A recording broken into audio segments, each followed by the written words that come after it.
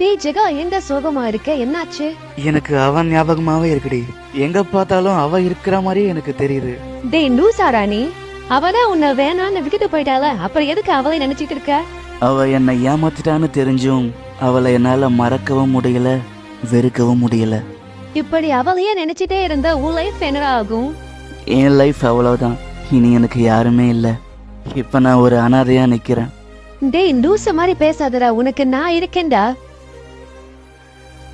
இனிமே உனக்கு துணையா நான் எப்பவுமே இருப்பேன். நீ ஃபீல் பண்ணவே கூடாது.